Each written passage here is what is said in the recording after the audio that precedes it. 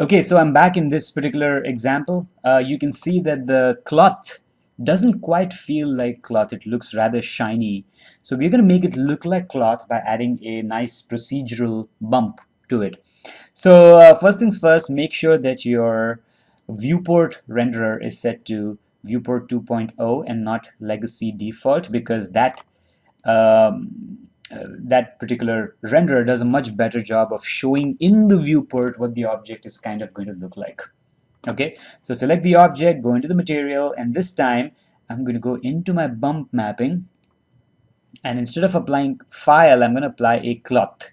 Okay, know that you can certainly create a bump in file by using different patterns in Photoshop, but I think a cloth bump here should be fine enough, so I'm going to use that. And of course this looks really weird. I'm able to actually count these fibers. So I'm going to start out by going into my bump depth and reducing my bump depth, let's say to 0.1.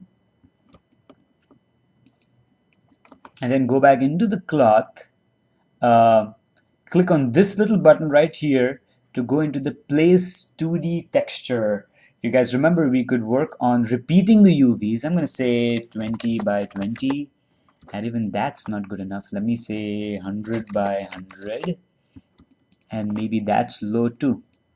Let's say 500 by 500.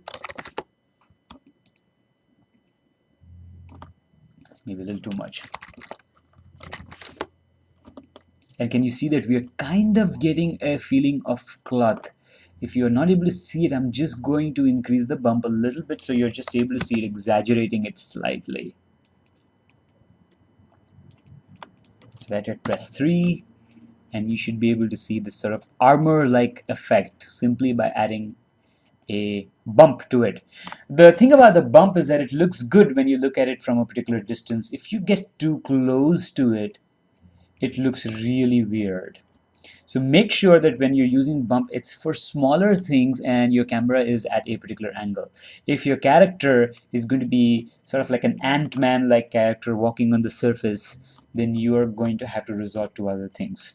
But that is using your bump mapping techniques and procedural mapping techniques to sort of create this sort of a cloth-like effect.